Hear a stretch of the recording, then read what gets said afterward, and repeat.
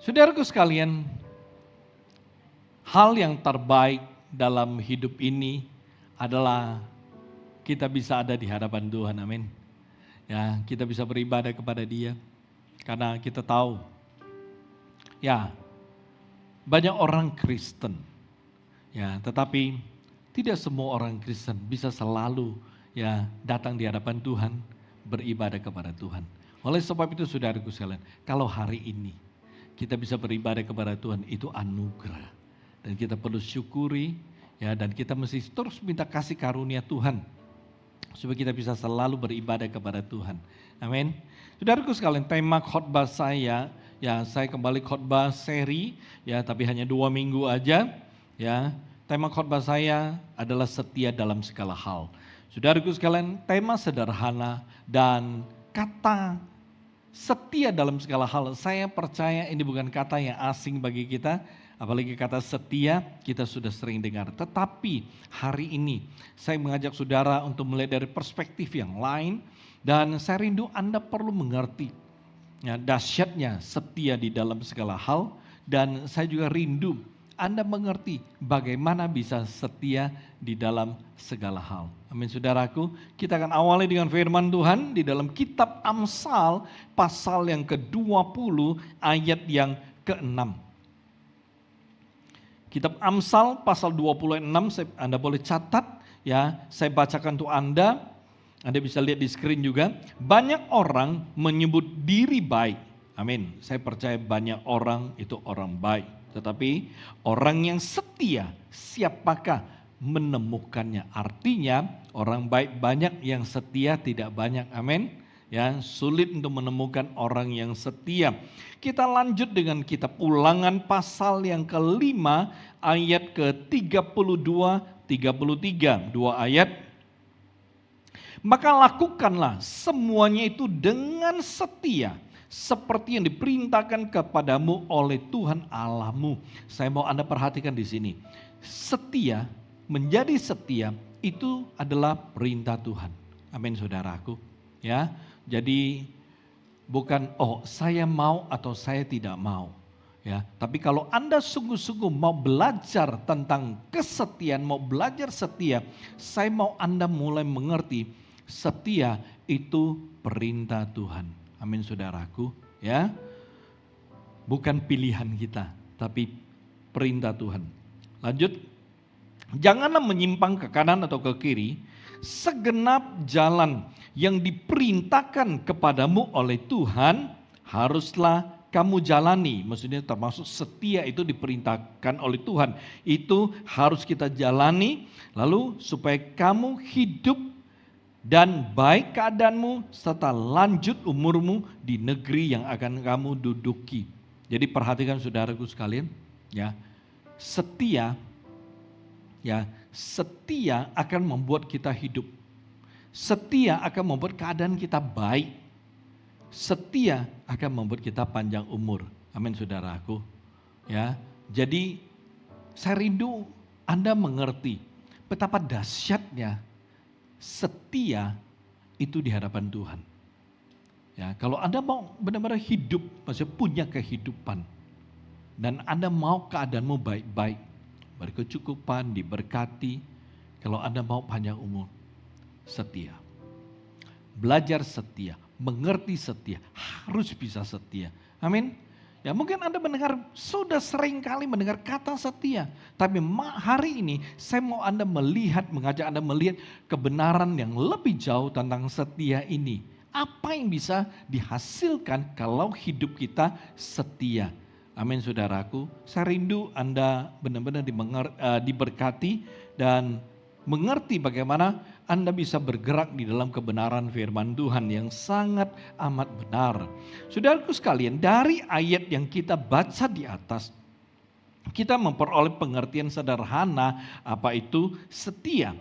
Setia itu artinya tidak berubah, tidak menyimpang ke kanan atau ke kiri, ya, tidak terpengaruh, ya, dan tetap fokus kepada apa yang telah ditetapkan ya untuk kita jalani, untuk kita lakukan ya. Jadi saudaraku sekalian, itu setia ya. Nah, pelajaran tentang kesetiaan ini, saudaraku sekalian, ini merupakan pelajaran dasar, tetapi sangat amat penting bagi kita sebagai orang Kristen, ya.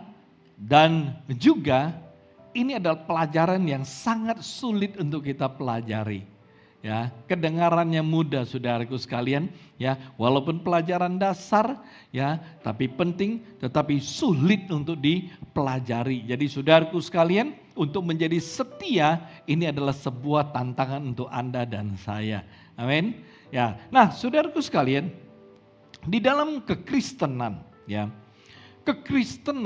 ya, mencatat bahwa kesetiaan itu merupakan sebuah dasar hidup yang sangat utama serta memiliki peran yang begitu besar.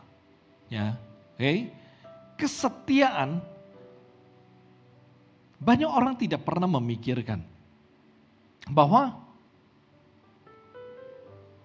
kesetiaan ini sebenarnya merupakan sebuah tiang bagi kita dan dalam kehidupan kita sebagai orang Kristen. Oleh sebab itu dikatakan bahwa ini dasar utama, artinya kesetiaan itu adalah salah satu tiang penopang hidup kita sebagai orang Kristen yang utama. Tiang utama gitu loh saudaraku.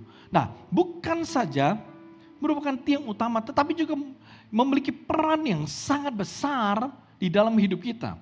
Banyak orang tidak begitu memperhatikan hal setia. Tapi sebenarnya setia atau kesetiaan ini punya peran yang sangat dominan di dalam kehidupan kita. Dari kalau kita hanya belajar satu ayat Ulangan pasal 5 tadi yang kita baca, saudaraku sekalian, ya di sana kita sudah bisa memperoleh gambaran peran dari setia. Kesetiaan itu begitu luar biasa, ya. Maksudnya adalah kesetiaan itu bisa membuat hidup kita baik. Membuat hidup kita diberkati. Membuat kita bisa panjang umur dan lain sebagainya. Menarik saudaraku, ya. Oleh sebab itu saudaraku sekalian, dikatakan bahwa setia itu adalah sebuah dasar hidup utama dan punya peran yang besar karena dua alasan, dua hal. Pertama, karena kesetiaan itu merupakan salah satu buah roh. Kita tahu di dalam Galatia pasal 5, 22, ya, ada banyak buah roh dan kesetiaan itu adalah salah satu buah Roh Kudus. Ya, nah ini menarik. Artinya apa? Artinya namanya buah itu adalah sesuatu yang dihasilkan dari hidup kita. Ya, Roh Kudus yang ada di dalam kehidupan kita itu menghasilkan buahnya. Buah kebaikan, buah kesetiaan, kekudusan dan lain sebagainya. Jadi kesetiaan adalah salah satu buah roh. Yang kedua, ya, karena merupakan salah satu pengajaran yang ada di dalam hukum Taurat. Anda baca nanti di dalam Matius 23. Jadi kesetiaan itu, setia itu adalah ya salah satu bagian bentuk pengajaran di dalam hukum Taurat. Karena itu saudaraku sekalian, hari ini ya, sebagai orang Kristen, maka kita perlu berusaha untuk belajar mengerti, bahkan mengejar kesetiaan ini. Ya, artinya apa? Artinya kita mesti bisa menjadi pribadi yang setia di dalam berbagai segi kehidupan kita. Kita mesti bisa setia beribadah, mesti bisa setia melayani Tuhan, mesti bisa setia mengasihi Tuhan, mesti bisa setia berbuat baik, ya, mesti bisa setia, ya, sebagai suami atau sebagai istri, bisa setia sebagai karyawan, ya, bisa setia, ya, sebagai teman, ya, tapi maksudnya menjadi teman yang baik dan benar, ya. Nah, dan banyak hal lain. Jadi saudaraku sekali, ketika kita bicara menjadi setia, kita mesti setia di dalam berbagai hal. Ya, kita tidak bisa setia, oh saya setia sebagai teman aja. Kenapa? Ya saya setia sama dia. Kenapa? Karena dia orang kaya. Oh setia sama dia. Coba kalau dia miskin, bisa setia nggak? Ya, oh dia sukses, usahanya lagi booming, dia lagi naik. Oh, jadi temannya gue mau setia, pasti setia. So kalau tiba-tiba dia punya masalah, ya, usahanya masalah, keuangannya masalah, tiba-tiba dia drop, dia bangkrut. Anda bisa setia nggak? Nah, hari ini sebagai suami, sebagai istri, kita bisa setia nggak? Itu penting saudaraku sekalian. Jadi maksudnya kesetiaan itu tidak hanya bisa tidak bisa atau tidak boleh dalam hal tertentu. Oh, setia di A nggak setia di B, setia di bidang ini nggak setia di bidang itu, nggak bisa. Ya, nggak bisa. Ya, nah saudaraku sekalian, Timotius dia bahkan ya menegaskan, mendorong ya agar kita sungguh-sungguh berusaha mengejar kesetiaan. Jadi saudaraku sekalian, kita tidak bisa menunggu itu kesetiaan datang. Ya, kita tidak berharap iseng-iseng siapa tahu gue ketemu sama kesetiaan, nggak bisa. Artinya saudaraku sekalian, ya, kalau kita tahu ya kesetiaan itu ada di depan, kita mesti berusaha untuk berlari ke depan. Kita mesti berusaha untuk mengejar kesetiaan itu. Saudaraku sekalian, kesetiaan itu tidak pernah berhenti di tempat. Kesetiaan tidak pernah ada di satu tempat. Tapi kesetiaan itu akan terus bergerak di dalam kehidupan banyak orang. Dengan kata lain saudaraku sekalian, kesetiaan itu adalah sesuatu hal yang selalu ada di depan kita. Kesetiaan gak pernah ada di belakang. Ya, setia atau kesetiaan selalu ada di depan kita. Oleh sebab itu saudaraku sekalian, kita perlu melangkah, kita perlu bergerak, kita perlu mengejar itu kesetiaan. Saudaraku sekalian, sederhana, sesuatu yang belum Anda miliki itu ada di belakang atau di depan? Di depan. Saudaraku sekalian, hari ini contoh, Anda belum punya rumah. Rumahmu ada di mana? Ada di depan. Anda belum punya rumah. Anda berharap Anda punya rumah. Anda berusaha untuk punya rumah. Anda akan mengejar supaya Anda punya rumah. Apapun yang belum Anda miliki itu ada di depanmu. Untuk mendapatkan apa yang ada di depanmu, Anda perlu mengejarnya. Amin saudaraku. Untuk mendapatkan sebuah predikat juara dalam sebuah perlombaan, Anda mesti berlari. Itu juara ada di depan Anda. Karena itu saudaraku sekalian, enggak salah kalau Timotius berkata kita perlu mengejar. Saudaraku sekalian, mari kita lihat 1 Timotius 6:11. 1 Timotius 6:11 berkata seperti ini. Tetapi engkau, hai manusia Allah, jauhilah semuanya itu. Oke, garis bawahi, kejarlah apa? Keadilan, ibadah, garis bawahi, kesetiaan, kasih, kesabaran, dan kelembutan. Satu lagi, tadi 1 Timotius, sekarang kita lihat di 2 Timotius 2:22. Sebab itu jauhilah nafsu anak muda. Ya, kadang-kadang orang tua juga ngikut ya. Nafsu anak muda, kita jangan ya, kalau udah tua jauhilah nafsu anak muda.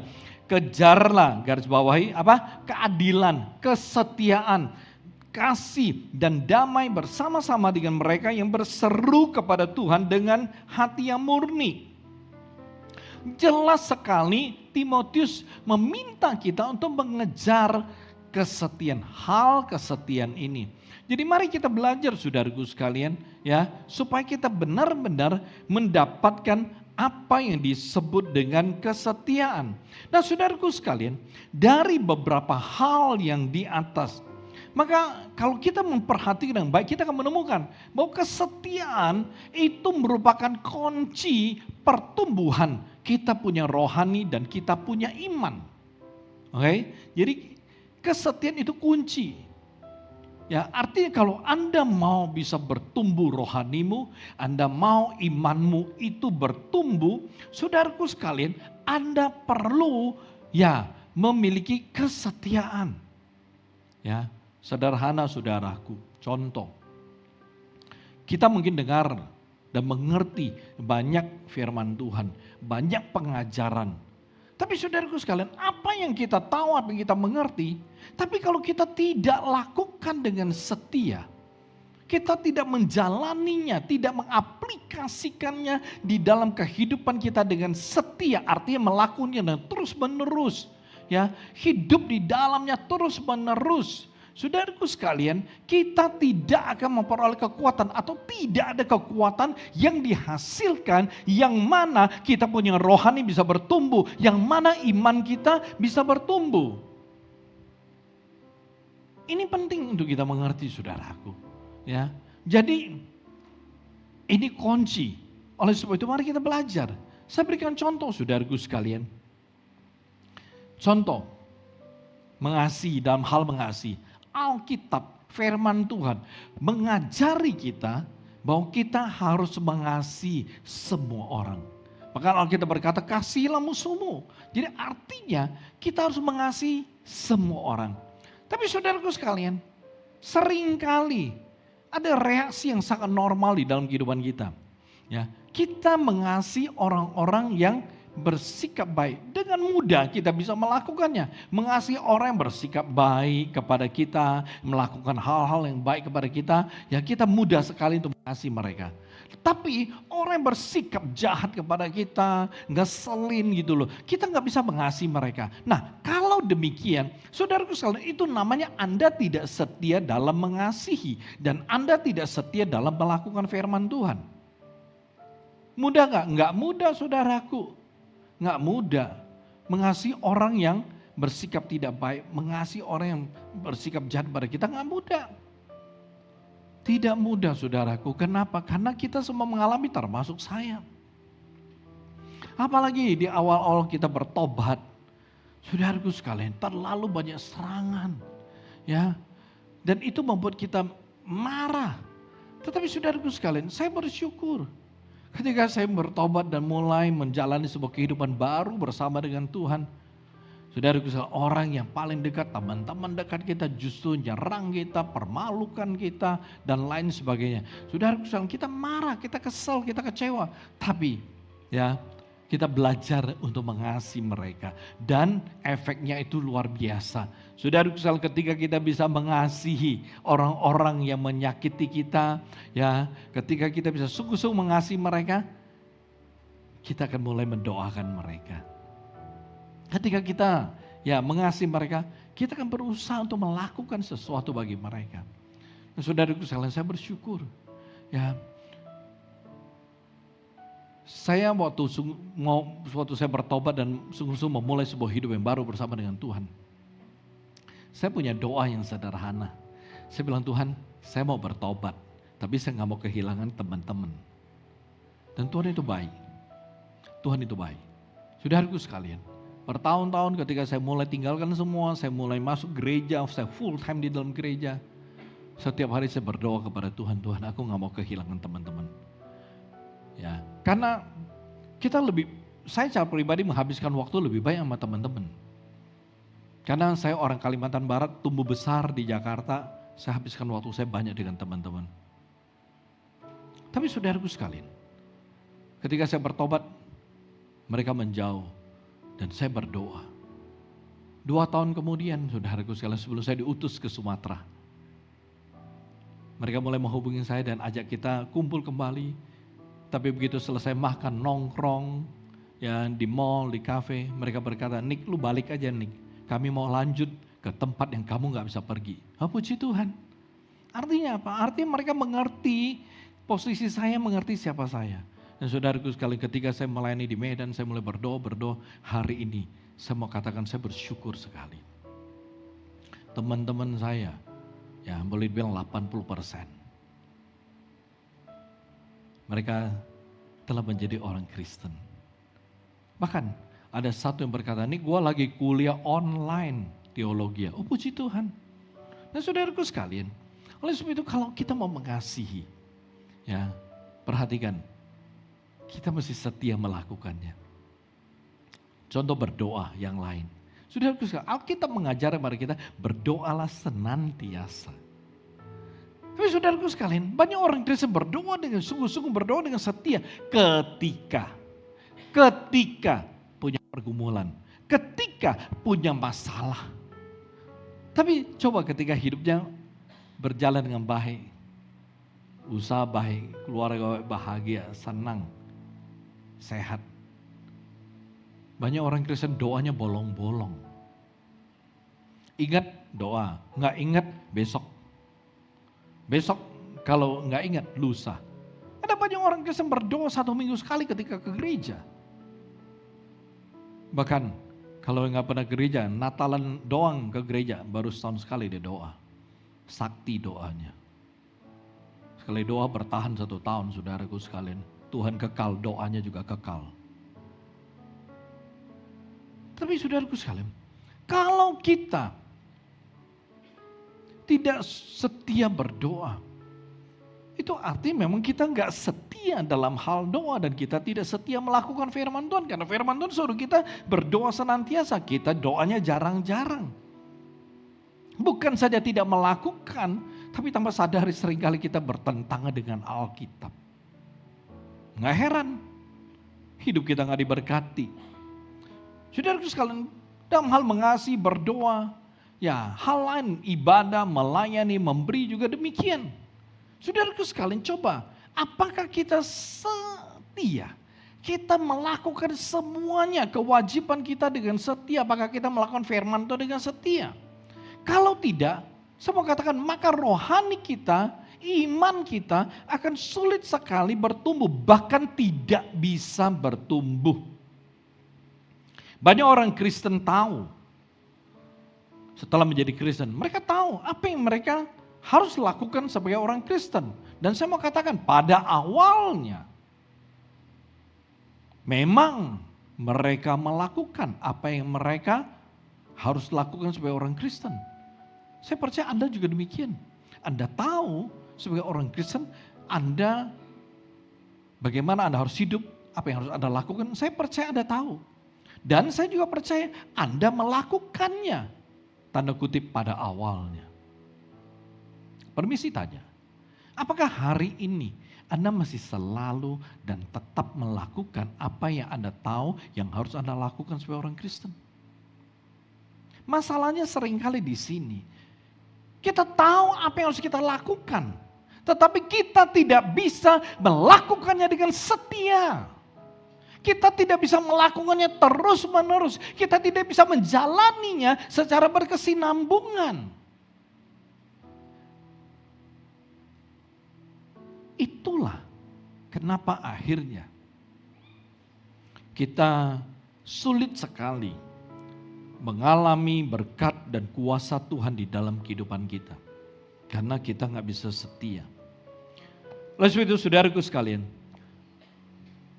ketika kita mau belajar tentang setia, hal setia, saya rindu Anda mengerti ya, bahwa setia itu mencakup segala hal. Ini yang paling dasar yang saya mau Anda mengerti terlebih dahulu.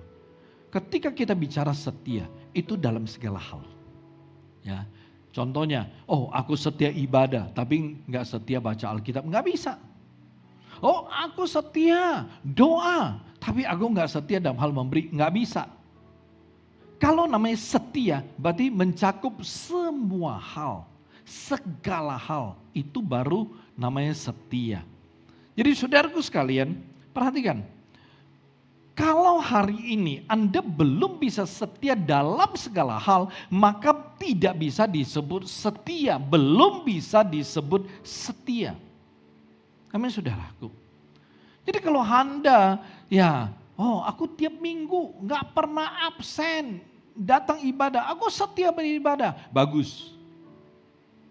Tapi bagaimana dengan kebaktian kecil? Bagaimana pengajaran, pembinaan, KKR? Bagaimana dengan baca Alkitab? Bagaimana dengan doa? Apakah Anda melakukannya dengan setia juga? Oh aku lakukan dengan setia, aku berdoa selalu. Ya, setiap hari aku berdoa. Waktu jam makan doa, sarapan doa, makan siang doa, makan malam doa.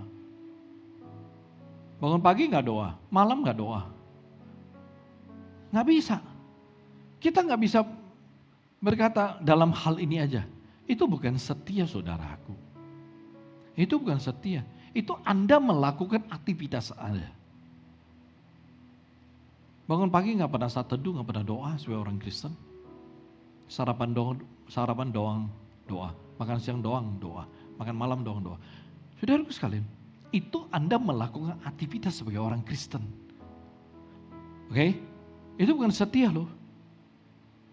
Kalau Anda setia berdoa, Anda akan selalu berdoa. Anda punya kehidupan doa yang luar biasa. Karena itu saudaraku sekalian, ini hal sederhana. Tetapi saya berkata ada kuasa yang sangat besar yang dihasilkan dari apa yang disebut dengan setia dalam segala hal. Kalau Anda setia dalam segala hal, saudaraku sekalian, itu akan mendatangkan berkat, itu akan mendatangkan kuasa, itu akan mendatangkan kemenangan, bahkan itu akan mendatangkan kemuliaan Tuhan di dalam kehidupanmu. Anda baca ulang kembali, saudaraku sekalian, kitab Ulangan pasal 5 ayat 32-33, ya. Itu setia diperintahkan Tuhan. Dan Tuhan berkata, kalau orang yang setia, dia akan punya hidup yang baik. Ya, keadaannya akan baik. Ya, itu berbicara tentang berkat, berbicara mengenai kemenangan, umurnya akan panjang.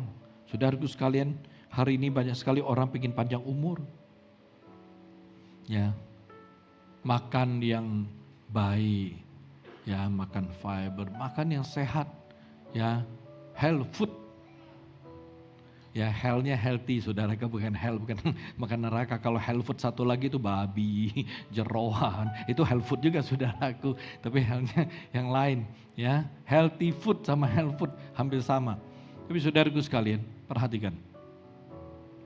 Kalau Anda sungguh-sungguh setia, Anda akan punya hidup panjang umur, saudaraku.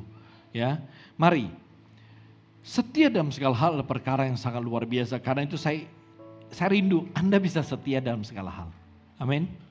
Mari kita belajar bagaimana bisa setia dalam segala hal.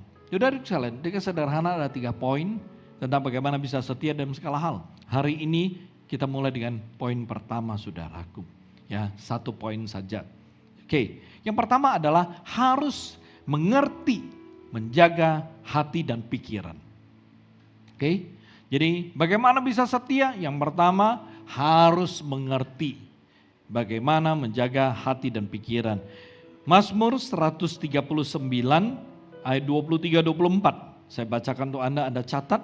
Selidikilah aku ya Allah dan kenallah hatiku, ujilah aku dan kenallah pikiran-pikiranku. Lihatlah apakah jalanku serong dan tuntunlah aku di jalan yang kekal. Satu lagi, kitab Amsal pasal 4:23, ya. Jagalah hatimu dengan segala kewaspadaan karena dari situlah terpancar kehidupan. Saudaraku sekalian, untuk bisa sungguh-sungguh setia dalam segala hal, Anda perlu berkorban. Anda perlu bayar harga, ya, Anda perlu waspada. Kenapa? Karena jujur kita tahu, ya, untuk membangun bisa menjadi pribadi yang setia dalam segala hal itu tidak mudah, saudaraku, ya, nggak mudah, ya, gampang, ya tidak gampang, prosesnya itu sulit, ya, saudaraku sekalian, kalau menjadi pribadi yang setia dalam segala hal itu seperti kita makan nasi, makan lontong, makan bakmi, itu mudah, saudaraku. Tetapi setia dalam segala hal tidak sesederhana seperti yang kita bayangkan. Ya. Tidak sesederhana itu, saudaraku, ya. Ada proses dan prosesnya itu tidak mudah. Saudaraku sekalian, gak usah kita coba singkirkan dulu setia dalam segala hal. Kita bicara habit saja. Oke? Membangun sebuah habit nggak mudah, saudaraku. Artinya membangun sebuah kebiasaan nggak mudah. Ketika ada kepentingan baru bisa. Kepentingan itu merupakan sebuah kekuatan yang menopang dan mendorong kita sehingga kita bisa membentuk sebuah kebiasaan. Coba kalau tidak punya kepentingan, ya, wah, contoh, aduh gula lagi tinggi, begitu dicek, waduh, ya gulanya 300, 200-an, 300-an, begitu cek 3 bulan sekali HbA1c-nya, lompat sampai 8, 9, wah ngeri. darah gua. Wah ini gula tinggi, diabetes. Wah nanti mulai kebayang ya kata-kata di Instagram, kata-kata di TV di mana-mana. Waduh kalau gula diabetes bisa nyerang ginjal, nyerang liver, nyerang jantung, wah mata. Oh banyak diserang saudaraku sekalian. Wah jadi mulai takut, khawatir, ya bingung. Saudaraku sekalian, lalu kita berkata, gue perlu menurunkan tingkat gula. Ada kepentingan. Ada kepentingan. Karena ada kepentingan yang mendesak, urgent seperti ini. Wah, pasti dokter bilang, ingat ya, kurangnya karbo. Nasi, mie, roti, ya semuanya berurusan dengan karbo, kurangin.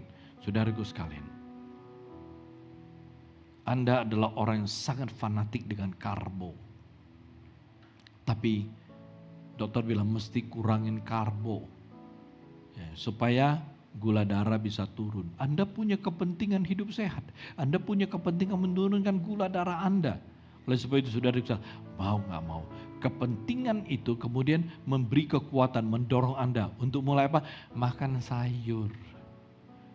Makan sayur. Kuai-kuai, makan sayur. Ya, kelamaan jadi kuai-kuai. Saudaraku sekalian, sayur melulu. Amin. Tapi karena ada kepentingan, hanya kebiasaan untuk makan sayur, ya kurangin karbo, Anda bisa lakukan. Anda bisa bentuk itu habit, Anda bisa bentuk itu kebiasaan. Kenapa? Ada kepentingan. Saudaraku sekalian, untuk setia, sebenarnya itu kepentingan jauh lebih penting, jauh lebih besar, jauh lebih utama. Hanya masalahnya banyak orang Kristen itu tidak melihat kepentingan setia ini begitu luar biasa. Oleh sebab itu saudaraku sekalian, untuk menjadi pribadi yang bisa setia dalam segala hal, banyak orang Kristen tuh gak punya kekuatan. Seperti gak ada sesuatu yang mendorong dia, gue mesti belajar, gue mesti sungguh-sungguh, gue mesti bangun hidup supaya gue bisa setia dalam segala hal. Kenapa banyak orang Kristen gagal untuk bisa setia dalam segala hal? Karena tidak melihat ini adalah sebagai sebuah kepentingan utama. Kepentingan yang urgent sekali yang harus dimiliki oleh kita sebagai orang Kristen. Nah saudaraku sekalian, oleh sebab itu ini salah satu hal yang penting. Kita kembali. Bagaimana bisa setia dalam segala hal? Oke, anggap saja saudaraku sekalian, hari ini ya kita mau setia. Kita tahu prosesnya gak gampang. Untuk membangun kesetiaan ini gak gampang. Saudaraku sekalian, satu hal yang saudara perlu mengerti. Selain ada berusaha untuk membangun dan itu tidak gampang. Prosesnya ya perlu ada harga dibayar. Salah satu adalah setan itu tidak pernah akan membiarkan kita. Setan tidak pernah akan memberikan kita keleluasan untuk bisa menjadi pribadi yang setia dalam segala hal. Setan akan dengan berbagai cara berusaha untuk menggagalkan Anda untuk menjadi pribadi yang bisa setia di dalam segala hal. Karena itu saudaraku sekalian, mengapa kita perlu mengerti untuk menjaga hati dan pikiran? Saudaraku sekalian, hati dan pikiran itu adalah dua bagian yang ada di dalam diri kita yang sangat amat penting. Ya, sangat amat penting saudaraku sekalian, ya. Boleh dibilang ini hati dan pikiran adalah bagian yang terpenting. Terlebih lagi bagi kita sebagai anak Tuhan, sebagai orang percaya. Hati dan pikiran selain sebagai bagian yang paling penting, ini juga merupakan bagian yang paling rentan saudaraku sekalian. Amin. Ya, jadi hati dan pikiran selain sangat penting juga sangat rentan. Kenapa saya berkata sangat rentan? Saudaraku sekalian, karena hati dan pikiran kita adalah bagian yang paling mudah, paling gampang dipengaruhi, dilukai, diracuni, dirusak dan dihancurkan. Amin saudaraku. Sederhana.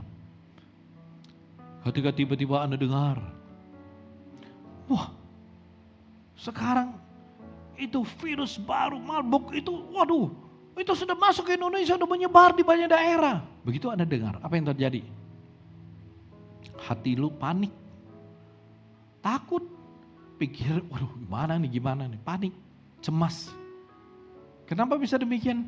Karena hati dan pikiran, dua bagian yang rentan sekali. Rentan, sensitif saudaraku sekalian. Ya, kayak bunga putri malu, begitu sentuh langsung nutup saudaraku. Itu sensitifnya kita punya hati dan pikiran. Karena itu saudaraku sekalian, kita perlu menjaga hati dan pikiran kita sedemikian rupa. Saudaraku sekalian, mari saya mengajak saudara untuk melihat satu contoh seperti ini. Katakanlah hari ini Anda adalah orang yang setia dalam segala hal. Amin saudaraku. Ya, nggak ada amin. Amin dong. Ya, jadi kalau kita adalah orang yang bisa setia dalam segala hal, kita mesti bersyukur. Saudaraku sekalian, tapi karena Anda nggak bisa jaga hati dan pikiran dengan baik, akhirnya hati dan pikiran Anda itu terkontaminasi. Awalnya Anda adalah orang setia, lalu akhirnya Anda menjadi orang yang setia. Ya, jadi dulu ya namanya Anda orang setia. Ya, gereja ada kegiatan apapun Anda selalu ikut. Ya, gereja ada kebaktian pengajaran pembinaan apapun Anda selalu hadir. Gereja ada penggalangan dana untuk aktivitas untuk pelayanan apapun Anda selalu ambil bagian. Gereja butuh tenaga untuk bantu Anda selalu siap membantu pelayanan. Kenapa? Karena Anda adalah orang yang setia di dalam segala hal. Tapi saudara sekalian, suatu hari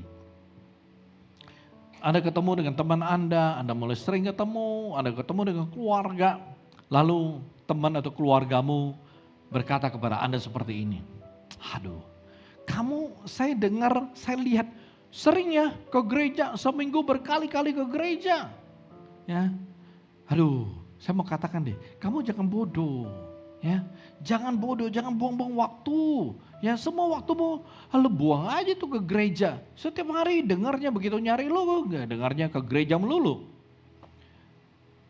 Lalu teman lu bilang gini, ya kamu kan bisa lakukan yang lain. Jangan ke gereja melulu. Ya, kamu bisa nongkrong sama teman-teman di mana? Di kafe kayak, di mana kayak. Ya, mesti banyakin waktu nongkrong daripada ke gereja. Penting nongkrong, kenapa? Siapa tahu lu dapat kangtau. Lagi nongkrong sama temen, ya dapat kangtau, dapat info, apa yang bisa dikerjakan, apa yang bisa cuan, ya. Atau teman bilang, waduh, lu sering-sering pergi sama kita nonton supaya nggak stres. Atau mungkin ada yang berkata pada kita, udah cepat lu download nih aplikasi, join sama kita, main games, grup, supaya lu disebut anak gaul, yang orang bicara apa-apa kagak tahu dah. Saudaraku sekalian, perhatikan. Games bukan anak muda loh, banyak orang dewasa terikat dengan game saudaraku. Ya, saya lihat berkali-kali. Ya, dari dulu sebelum pandemi, di airport lagi mau check-in, di toko, di mall, saya nunggu istri main game melulu. Saudaraku sekalian, memang games itu luar biasa. Oke, kita kembali. Nah, setelah Anda mendengar perkataan-perkataan teman Anda, ya, karena selalu dengar lama-lama, ya itu membuat hati dan pikiranmu mulai terpengaruh. Ya, mulai terpengaruh. Kenapa? Ingat bagian rentan hati dan ya pikiran. Anda mulai berubah, saudaraku. Ya, Anda mulai berubah. Udah mulai absen, ya mengikuti berbagai kegiatan gereja. Udah jarang hadir dalam kebaktian pengajaran. Tidak pernah ambil bagian ya dalam ya persembahan untuk berbagai aktivitas pelayanan. Ya, Anda mulai tidak sungguh-sungguh ya beribadah, mulai mundur, mulai malas, mulai tidak taat dan lain sebagainya. Dengan kata lain saudaraku sekalian, Anda terpengaruh, Anda terkontaminasi. Akhirnya Anda menjadi orang yang tidak setia dalam segala hal. Saudaraku sekalian, mengapa hal seperti ini bisa terjadi? Udah setia dalam segala hal, kemudian berubah menjadi tidak setia dalam segala hal. Apakah itu mungkin terjadi? Mungkin. Kenapa saya mengatakan mungkin? Harusnya ketika udah bisa setia dalam segala hal, harusnya Anda adalah orang yang kuat. Benar. Orang yang setia dalam segala hal harusnya sudah kuat. Tapi jangan lupa, kita punya hati dan pikiran yang merupakan bagian yang rentan. Artinya, bagian yang penting tapi bagian yang paling lemah. Paling mudah terpengaruh. Hati dan pikiran kita adalah paling mudah terpengaruh. Karena itu saudaraku sekalian, orang yang setia dalam segala hal bisa berubah menjadi tidak setia dalam segala hal. Itu udah jelas hati dan pikirannya itu terpengaruh, terkontaminasi. Sehingga berubah setia menjadi tidak setia. Karena kalau hati dan pikiran itu tidak terkontaminasi, gak mungkin ada sebuah perubahan. Gak mungkin. Saudaraku sekalian, satu gelas air putih atau satu botol aqua putih, kita taruh mau seminggu, sebulan ditetap airnya jernih putih. Tapi saudaraku sekalian, coba kita teteskan. Satu tetes saja pewarna, mau merah kayak mau biru kayak hijau, begitu tetes. Air putih itu dalam botol akan berubah. Dan kita tetes warna biru, seminggu tetap biru, sebulan tetap biru, setahun tetap biru. Kalau nggak ditetesin apa-apa, mau taruh sebulan, 6 bulan, setahun tetap putih. Amin saudaraku. Oleh sebab itu saudaraku, Anda bisa lihat dalam kehidupan Anda. Ketika ada kebiasaan yang telah berubah, habit yang berubah, ada sesuatu yang berubah dalam kehidupan Anda, itu karena ada sesuatu yang mempengaruhi Anda. Atau Anda telah terpengaruh oleh sesuatu sehingga proses perubahan terjadi di dalam kehidupan Anda. Kalau prosesnya kepada hal-hal yang benar, hal yang baik, semakin mengasihi Tuhan, semakin sungguh-sungguh, semakin kudus, semakin benar, itu bagus. Perubahannya perubahan yang positif, perubahan yang baik. Tapi jangan sampai yang baik berubah menjadi nggak baik. Itu satu perubahan yang salah, ya, prosesnya salah. Karena itu saudaraku sekalian, mengapa bisa terjadi? Ya karena Anda tidak menjaga hati dan pikiran Anda dengan baik sehingga terpengaruh oleh omongan orang di sekitar Anda, ya. Yang mana kemudian membuat fokus Anda kepada Tuhan, kepada pelayanan menjadi terganggu, terinterupsi, ya, lalu membuat kebenaran hidupmu di hadapan Tuhan ternoda. Saudaraku sekalian, ingat, kalau hati dan pikiran kita itu terpengaruh, ya, terkontaminasi, yang rugi itu adalah kita. Orang yang menjadi penyebab kegagalan kita berjalan dalam rancangan Tuhan yang sempurna itu tidak pernah akan bertanggung jawab. Ya, kalau kita sudah berubah dari setia menjadi tidak setia, dari mengasihi Tuhan menjadi tidak mengasihi Tuhan, lalu saudara ketika kita menyadari apa yang terjadi dengan diri kita, lalu kita protes sama orang, kita berkata, gara-gara lu dah. Ya, gua hari ini jadi begini. Gara-gara lu dah. Gua dulu setia jadi gak setia. Anda akan mendapatkan sebuah reaksi seperti ini. Siapa suruh lu yang bego tuh dengerin gua? Siapa suruh lu yang bego ikutin kata gua? Benar gak saudaraku? Itu yang terjadi. Mereka gak bakalan bertanggung jawab. Ya, mereka gak berkata, aduh sorry deh. Aduh gua gak sadar. Gua gak tahu. Ya kalau bisa begitu. Mereka gak akan minta maaf, mereka gak bakalan menyesal. Bahkan mereka mungkin akan mencelah kita. Lu yang bodoh. Kalau ikutin kata gue, siapa suruh lu percaya sama gue bukan percaya sama Tuhan? Nangkap kan? Saudaraku sekalian, oleh sebab itu mari, kita harus senantiasa waspada. Ya, kita senantiasa menjaga, bukan saja menjaga, kita perlu membentengi hati dan pikiran kita dengan baik. Agar kita bisa berhasil setia dalam segala hal di dalam kehidupan kita sebagai orang Kristen. Karena itu saudaraku sekalian, saya mau katakan, hati-hati dengan apa yang Anda dengar.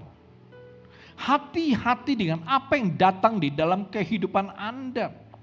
Jangan sembarangan dengar apapun perkataan orang yang kelihatannya masuk akal, yang kelihatannya begitu care, begitu peduli dengan Anda, tetapi yang sebenarnya membuat Anda semakin jauh dari Tuhan, yang membuat Anda semakin jauh dari pelayanan, yang membuat Anda yang dulu berkobar-kobar mengasihi Tuhan, berkobar-kobar rohmu itu mulai padam. Saya mau katakan saudaraku sekalian, kalau orang-orang seperti ini yang mempengaruhi, membawa pengaruh kepada Anda perlu jauhi. Jauhi saudaraku. Kenapa? Ya, kita perlu semakin hari semakin mendekatkan diri kita kepada Tuhan. Karena itu yang dikatakan firman Tuhan. Alkitab berkata bahwa kita harus menjadi serupa dengan Kristus. Saudaraku sekalian, kalau Alkitab menyuruh kita, meminta kita untuk menjadi serupa dengan Kristus, maka yang perlu kita lakukan adalah kita mendekati Kristus. Amin. Kalau kita mau serupa dengan Kristus, kita harus semakin hari semakin dekat dengan Kristus. Nggak mungkin kita mau menjadi serupa dengan Kristus, tapi kita semakin menjauh, semakin menjauh, semakin menjauh. Nggak bisa. Kalau mau menjadi serupa dengan Kristus, kalau kita semakin menjauh, kita nggak bakalan pernah bisa serupa dengan Kristus. Saudaraku sekalian, kita semakin hari harus membawa hidup kita semakin dekat dengan Tuhan. Oleh sebab itu kalau hari ini orang-orang yang berbicara, yang ngomong sama Anda, yang membuat Anda semakin jauh dari Tuhan, semakin mundur, apimu, rohmu semakin padam, semangatmu patah. Kurangin bergaul sama orang seperti ini. Filter dengan baik semua pengajaran, semua omongannya. Jangan terlalu sering berteman dengan orang seperti ini, atau engkau akan hilang dari hadapan Tuhan. Saudaraku sekalian, tanda-tanda kedatangan Tuhan Yesus sudah dekat. Masalahnya bukan soal kedatangan Tuhan Yesus.